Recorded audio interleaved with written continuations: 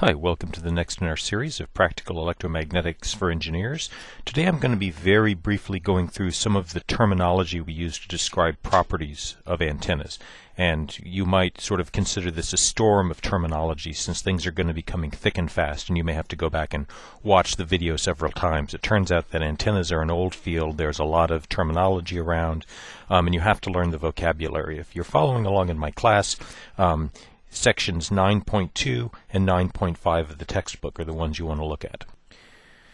So you've seen this slide before. We know that basically antennas are devices to optimize and control the emitted radiation so that you can couple electrical energy through space from one circuit to another.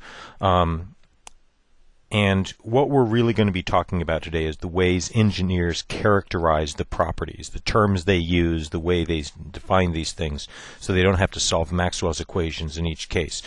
So we're going to be talking about the directional strength of the radiated field, the power in the radiated field. We'll talk very briefly about the real part of the resistive part of the impedance, but it's beyond the scope of this class to get to the complex parts. And we're going to basically be skipping these other 2 points down there because they go beyond where we're able to in the amount of time we have. And so again, the point of this is to discuss the terminology that's used to characterize antennas. So before we really get into some of the detailed terms, we have to understand something from geometry called a solid angle. And the geometry of solids are the geometry of three-dimensional things, so I think the term solid angle just means three-dimensional angles. And essentially, remember, we have a system where we have some source of energy with its own internal impedance. We drive a transmission line, and hopefully we've matched our generator to our transmission line. We send a signal down, and ideally the energy we send down is going to be radiated out from this antenna structure. And let's just take this antenna structure and put it in the center of a sphere. And the reason we're putting it in the center of a sphere is that we assume that this radiation is going to go out into three-dimensional space. Maybe not in all directions, but certainly we have to consider a spherical area around the sphere if we want to understand where the radiation is going. And this idea of solid angle basically means that at some point far away we want to look at how much of the total emitted radiation we're capturing. And so the way to think about it is we have some area that I've done in the sort of light blue color we call delta A there. So delta A is given by this formula right here. It has what you'd expect. You've got an r squared term because the area of the sphere increases as r squared, so the bigger r is, the bigger that area is going to be. It also has two sort of angles, delta theta and delta phi. Delta phi is just the angle that direction, how wide that is. Delta theta is the same thing, but in that vertical direction right there. So this is delta theta, and this is delta phi. And it's also got somewhat of a surprising term, sine theta. And this is because when the angle theta is small, it's up here near the z-axis, these sort of lines of longitude get closer and closer together the closer you get to the pole. So the sine theta term just accounts for the fact that these lines, red lines here, spread out as you get close to the equator. So again, the area is given by this formula. The solid angle is essentially just normalized to the radius. We get rid of the r squared term. And we use d omega for that, where this upside down horseshoe is a capital omega. So don't get that confused with ohms. It's an unfortunate notational mix. And the reason we're spending a lot of time talking about solid angle is this notation right here is going to appear a lot in the terminology we discuss, so that when you see this sine theta, delta phi, you know that's just sort of the solid angle, the angle at which something is emitting, and that's essentially related to the amount of area we're capturing radiation from. So let's just start right into our death march of terminology. The first thing we want to know is the power that our short dipole that we're going to use as an example system through all of this. We want to know the power it's emitting. And of course we know the time average power from any radiation source that creates an electric and magnetic field is given by the Poynting vector. We learned before that the Poynting vector, that's S, is essentially just the cross product of the electric and magnetic fields. And if we want to know the time average power, we have to just integrate over one cycle of the wave, one period in time. It turns out that if we take our far field magnetic and electric fields from a short dipole, take the cross product, of course, phi and theta are the two directions, and phi cross theta gives us the r direction, so all the radiation is going outward away from the center, which makes a lot of sense to us. What we're going to get is we're going to get this term right here when I just plug the values in for a short dipole.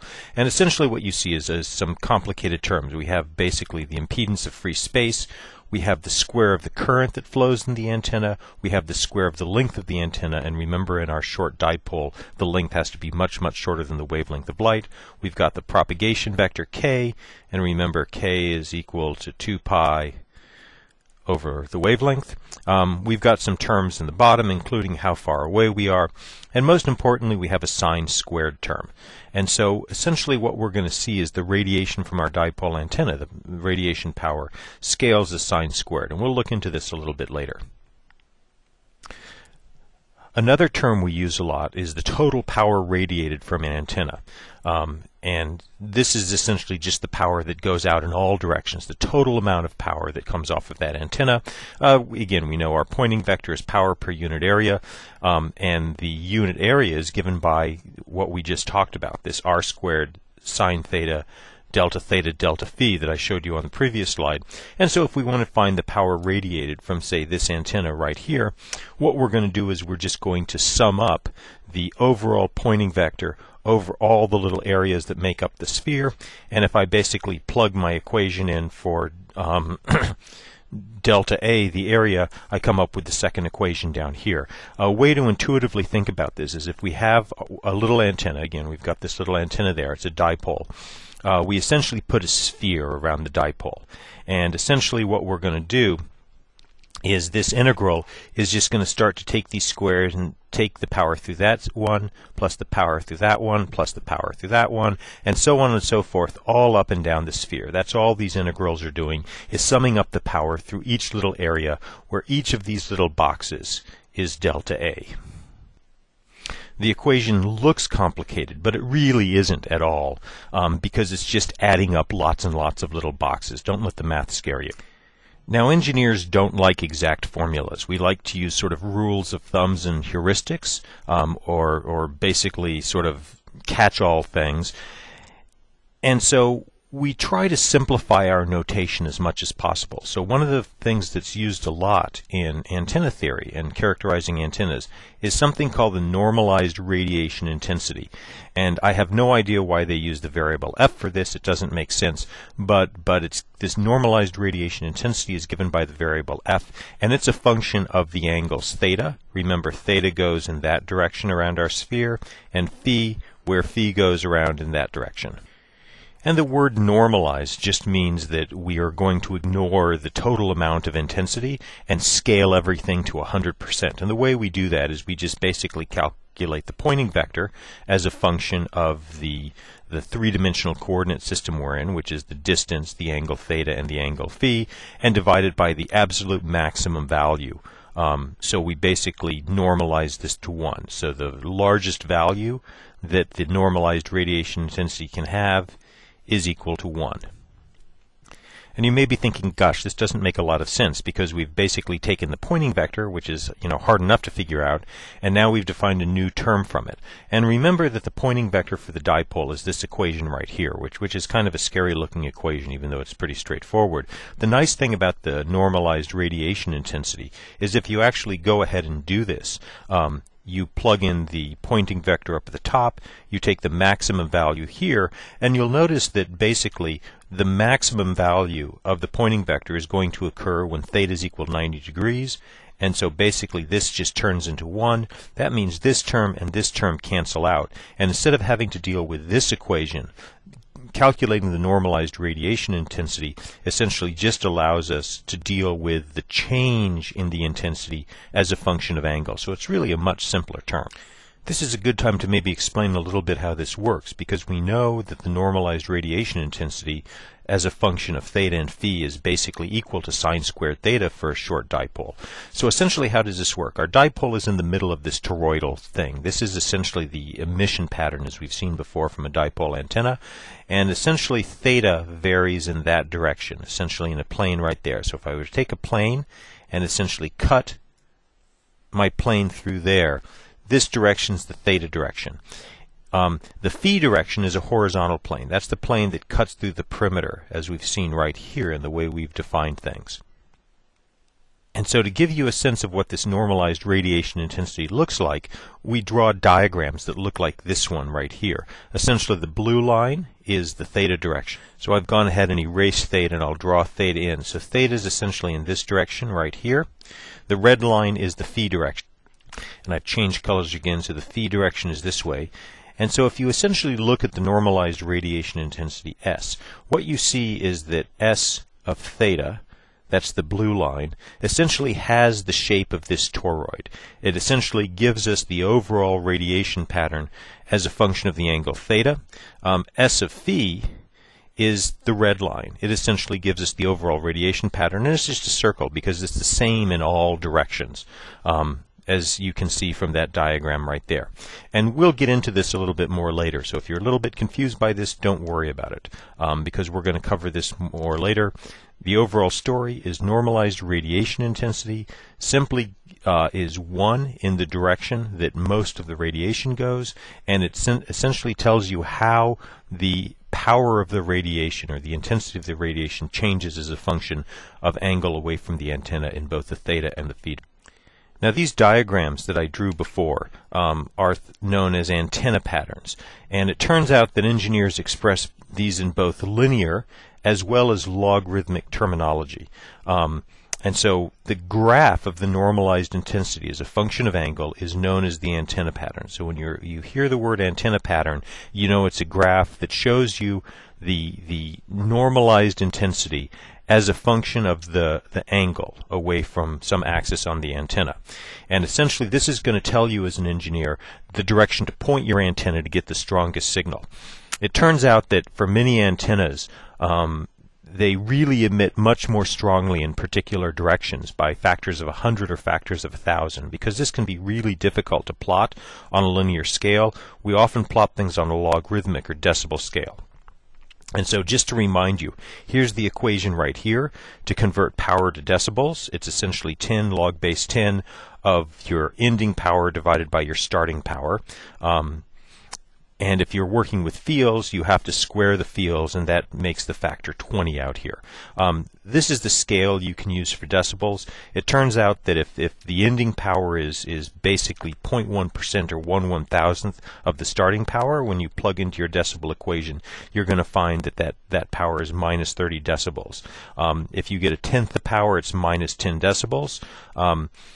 At a fifth the power, it's minus 7. A third the power, it's about minus 5. Half power is minus 3 decibels. It's 0 decibels, which is a little bit confusing if the ending power and the starting power are essentially the same. If you actually get gain, you get more power out, you just reverse the scale. Twice the amount of power is plus 3 decibels. 3 times the amount of power is about plus 5 decibels, and so on and so forth. Lessons here: negative decibels correspond to loss. Positive decibels correspond to gain. 0 decibels corresponds to no change. This is the type of thing as an engineer you should probably memorize, because you're going to see this a lot and it's good to have it at the front of your mind. So let's dig into this idea of an antenna pattern a little bit more and see what some antenna patterns look like for the short dipole, which is the antenna system we've learned about, so we'll use to do most of the illustrations. Oftentimes on antenna pattern diagrams, you essentially will see somebody draw the antenna in, so I'm going to draw a little tiny line there to indicate the dipole is pointing in that direction. I'm not going to plot the change of the radiation in phi, because as we go around it doesn't change in the phi direction, or essentially the azimuthal direction. It only changes in the elevation direction as we get up away from the dipole, which we might expect. And so basically I'll put the theta there to say this is a linear scale in terms of theta. So how do we read this diagram? If we're essentially normal to the axis of the dipole, so we see the currents going up and down, we see that we have essentially the maximum of the radiation pattern, which is equal to 1. Here we're reading this scale is the concentric circles. As we start to increase in angle and get to an angle of about 30 degrees, either plus or minus, off of the perpendicular to the dipole antenna, so we're essentially maybe sitting up above our antenna at an angle of 30 degrees there, we see that we get less power. We're going to get maybe something like 0.75 or 3/4 of the power. As we go out here to maybe 45 degrees, which is midway between 30 and 60, we're down, it looks like, to about 30% of our power, and as we start to get vertically away from our dipole, more toward the axis of the dipole, this number drops down to essentially 0 when the current's pointing right at us. It turns out that the dipole radiation is symmetric across the axis, but not all antennas will be. Some will radiate much more in one direction than another, as we'll see later on. What's just appeared is exactly the same plot, but on a log scale, where we're looking at the change in the elevation, or the theta direction. Again, if we look straight out horizontally and our dipole's going up and down in that direction right there, we see a maximum value. Remember that log scales are much less sensitive to small changes, but allow us to plot big changes on a vastly expanded scale. And so these two graphs, the two blue lines, are exactly the same, but here we're plotting 1, which is 0 dB, minus 10 dB is 1/10, minus 20 dB is 1/100th, minus 30 dB is 1/1000th. And so you can see still out here when we get to 30 degrees, we're down a little bit, but it doesn't really show up on the log scale. When we get out here to 60 degrees, we're down considerably in terms of decibels, and then so on and so forth. And so essentially you can see we can represent the information either on the linear scale or the log scale, depending on what information you look for. That's essentially how you're going to represent the antenna pattern. Linear scales are good if you want to know small variations near the direction the antenna emits the most. Log scales are good if you really care about the small powers that are emitted in other directions, because they allow you to see those and quantify those values better.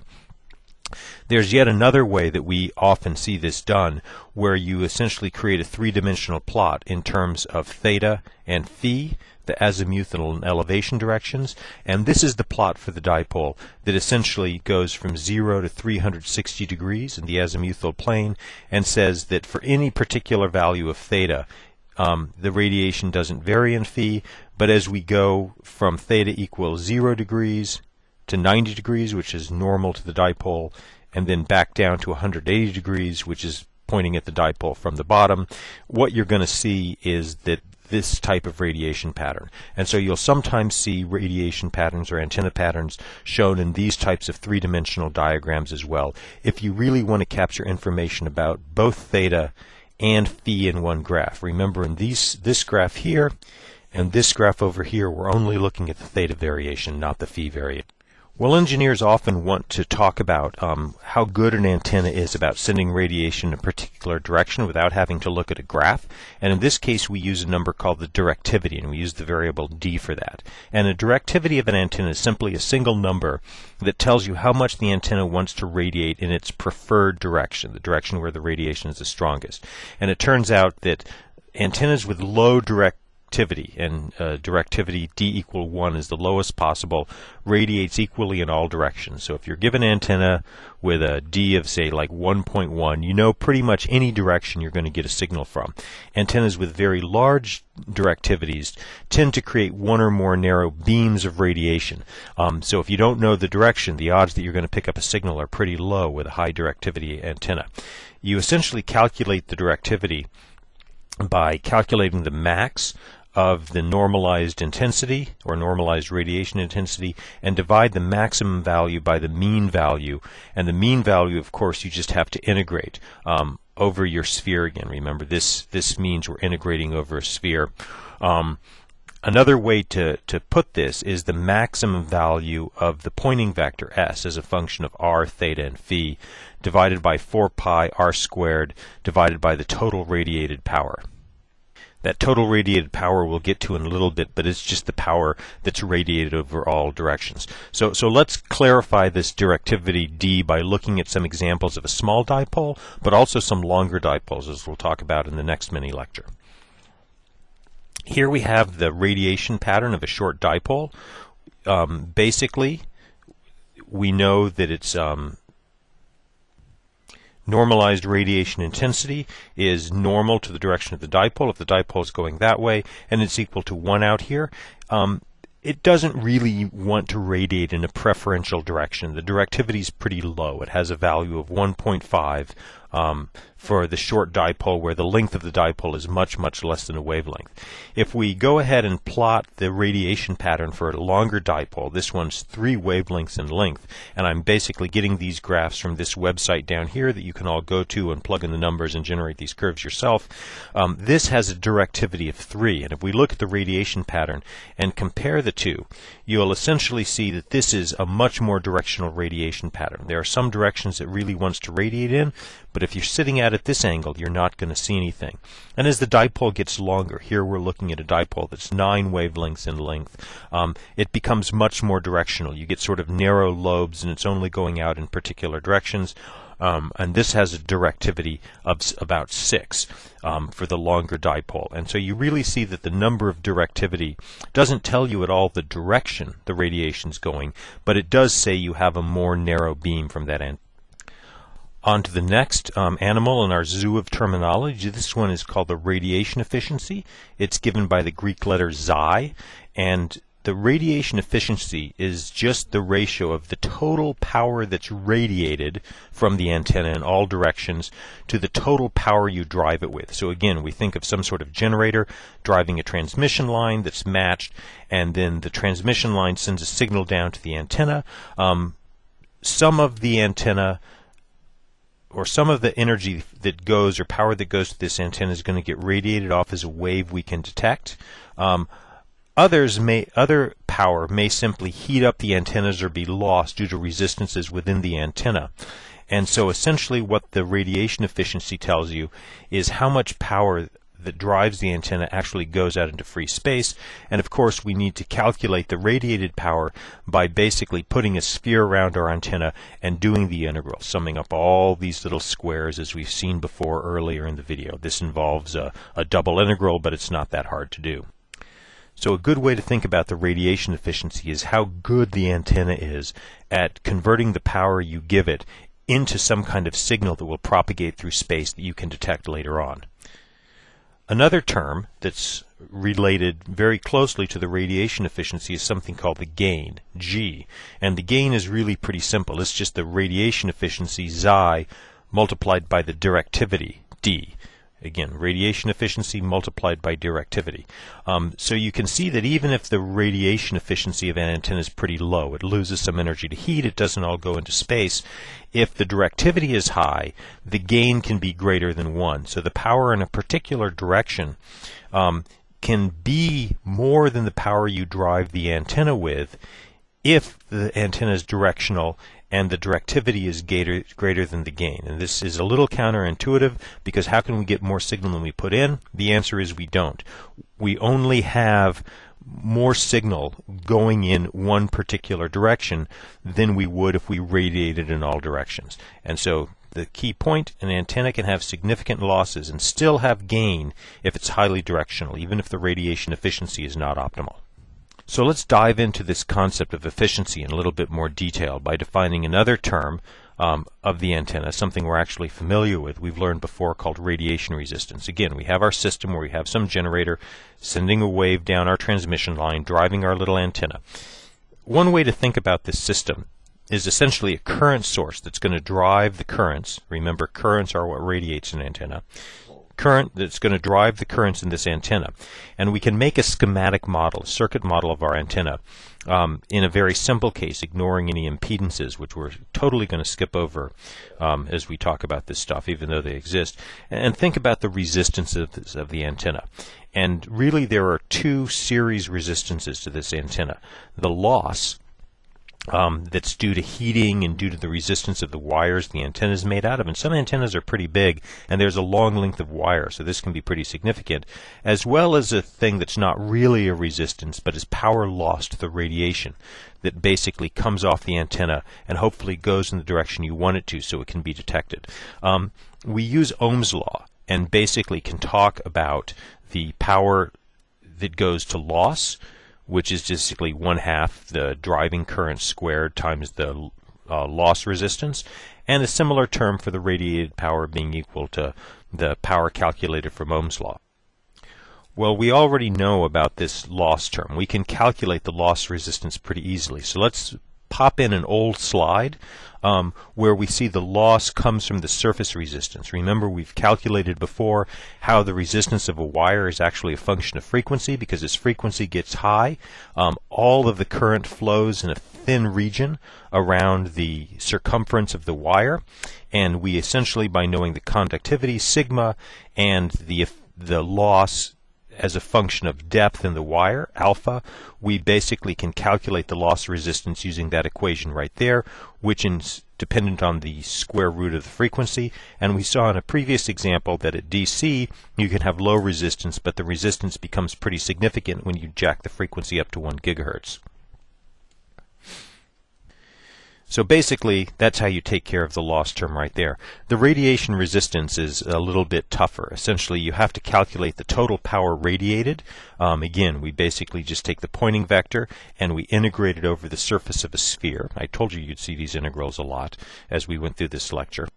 So that's one way you can calculate the radiated power. Other ways you can calculate the radiated power through the directivity, because the directivity is the maximum Poynting vector divided by the total power radiated into a sphere. That's going to basically be the average power, which is our definition of directivity. So if you know the directivity of an antenna D and you know the maximum Poynting vector, there is a shortcut to calculate the radiated power P radiated.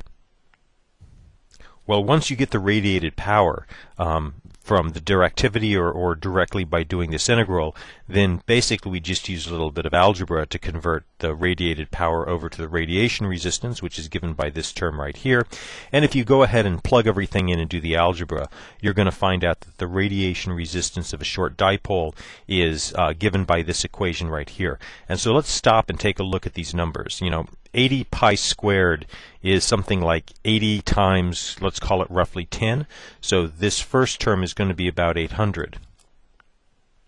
But we also know in a short dipole that the length is only a very small fraction of a wavelength. Typically D is less than a 50th of a wavelength. So essentially this number is going to be something like 1 over 50, and if you square that you get 1 over 2500. So the radiation resistance is going to be a fraction of an ohm for a short dipole antenna. For bigger antennas, the radiation resistance becomes significant. What does this tell you? It's not easy to drive a very short dipole antenna. So let's take a look at why that is. Again, we think about our system where we have some generator driving a transmission line that's hooked to our antenna, and this antenna is a short dipole. D much less than the wavelength of the radiation, the wavelength on the transmission line.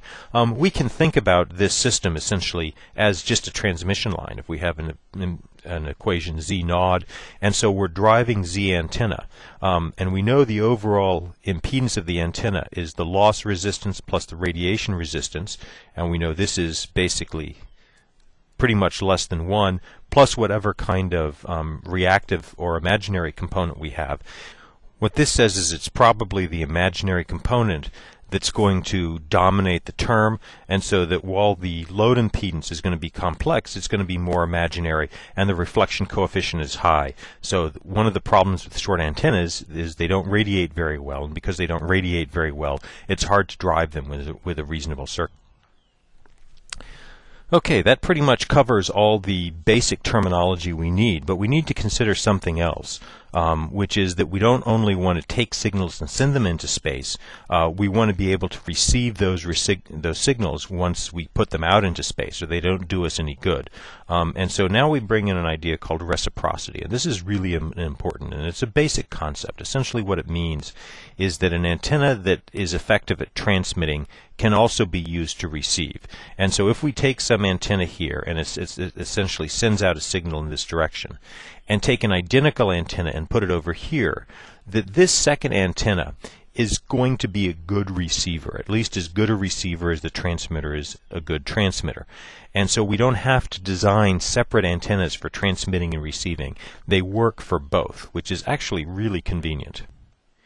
And it actually turns out to be easier than you might think to calculate the received signal. if we're far away, and let's go out in the far field so we don't have to worry about weird terms in the electric field, we can think of this transmitting antenna essentially as putting out waves, and out here over at the receiving antenna far away, these are pretty much plane waves. So essentially we're going to have a pretty flat phase front, pretty constant electric field distribution coming into this antenna. And so how do we think about a receiver antenna work? Now this is not a good technical analogy, but if I think about my transmitting receiver here, so let's write transmit over here and basically receiver over here. If I think about my transmitting antenna sending out a signal this way toward my receiving antenna, I like to think of the receiving antenna not as an antenna but as a net. And we've got these plane waves that are coming in here. And we simply need to know how much of the power contained in this plane wave we're going to capture. Well, we know this is a Poynting vector, S, which is essentially the watts per square meter, or watts per unit area. So one way to calculate how much power we're going to capture is just to calculate the area of the net that the antenna will pick up. And so one can think about, let's erase all that chicken scratch. Well, one can think about essentially the antenna effective area as being equivalent to essentially a net. And it turns out to be fairly easy to calculate on effective area for an antenna. And that's basically just the power intercepted divided by the power incident, and that turns out to be the wavelength of the radiation squared multiplied by the directivity divided by 4 pi. And as you can see, this number, because d is unitless, is in terms of meters squared, or an area. So if you know the directivity of an antenna, you know at least if you point it in the right direction, it has an effective area given by this term right here. So think about antennas as catching some of the field that comes along in their vicinity. Now once we capture that signal, we have to get it to some kind of receiver. So I've drawn two systems here. This is our transmitter. So let's write transmit up here. We have a generator driving essentially a transmission line. It drives an impedance. This impedance is an antenna. It emits radiation, which goes out in some direction, hopefully the direction we want, and hits an antenna which captures, like a net, some of this antenna. The signal goes back into some kind of receiver circuit that has an impedance, and we're going to ignore the effect of the transmission line and just think about the receiver and the antenna impedance to keep things simple. You guys know how to match transmission lines if push comes to shove. Well, if we think about our receiving circuit over here, and so let's write receiver down there, we've got two impedances. We've got the impedance of the antenna, which has basically a radiation resistance, plus some reactance, some imaginary component, an inductance or capacitance that we're not going to talk about. And the receiver over here also has an impedance, which is the resistance of the receiver plus the reactance, and I should probably put a J out there just to be consistent. And it turns out that you get the greatest signal on your receiver when you match the impedances, and this maximum power transfer from the receiver, or excuse me, from the antenna that's capturing the signal into the receiver occurs when the resistances are equal and the reactances are negative of each other, or to put more simply in engineering terms, the antenna impedance is the complex conjugate of the receiver impedance. This gives you the maximum power transfer and helps you design antenna impedances and also pick receiver impedances to detect small signals. Okay, we're almost done with our terminology. We're on the last equation, so stick with me here. We're essentially going to talk about a transmission formula that essentially tells you the ratio of the received power to the transmitted power. So how much power you receive on your detector or receiver, assuming it's well matched, compared to the amount of power, total amount of power you transmit. And essentially this is calculated by basically taking the effective area of the receiver, multiplying it by the efficiency of the receiver, multiplying by the area times the efficiency of the transmitter. This essentially just gives you an amount of power. And then you need to divide this by the wavelength squared, because it turns out that the sizes are given in terms of wavelength. That's what counts. That's why that lambda appears there. And also divide by the distance, because of course this power is going to go out and scale as the square of the distance, because we're assuming it has some sort of spherical dependence, and the area of the sphere depends on its radius. This is one way to calculate it. It's easier to think if you know the gains of the receiver and the gains of the transmitter. This is something that's maybe given to you in a data sheet, that the overall ratio between the receiver power and the transmitter power is given by the product of the gain of the receiver times the gain of the transmitter multiplied by that factor right there, which is given by lambda over r squared with a 4 pi factor. Again, as you get further and further away, the overall received power is going to drop off as a square of the distance, and then you basically adjust that with the gain terms. It's a complicated formula, but it's actually fairly straightforward and makes a lot of sense intuitively if you just think about the power dropping as lambda over r squared. And what I've given you down here is, so you don't have to go back in the video, the formulas for the effective areas in terms of wavelength and directivity, the gain in terms of the efficiency and the directivity, the efficiency in terms of radiated and total power, and our expression for the directivity here. What you're seeing with all these formulas is there's a lot of remembering what's what and a lot of algebra involved, but engineers essentially have manipulated this so they have numbers to work with, so they don't have to do a lot of integrals for every problem. Of course, this transmission formula only holds if the antennas are oriented so that the gains are maximized. They're pointing in the right orientation to each other. If you essentially do what I've shown in the figure that just appeared, and you sort of tilt these antennas so they're not in the direction, you basically have this antenna tilted so it's not in the direction that has the maximum gain, and this one not in the direction that has the maximum gain. Essentially, you take this previous equation and multiply it by the normalized intensity as a function of theta and phi, where theta and phi for let's get these right, and multiply it by the normalized intensity as a function of theta and phi, where essentially the normalized intensity for the transmitter tilt is over here and the normalized intensity for the receiver tilt is over there. This is just an adjustment factor if your antennas aren't oriented. Whew, that's everything. We're done. You'll probably have to watch this several times to get all these terminologies, but this will at least give you the vocabulary you need to read about antennas and understand some of the terminology that engineers use to describe various antenna types.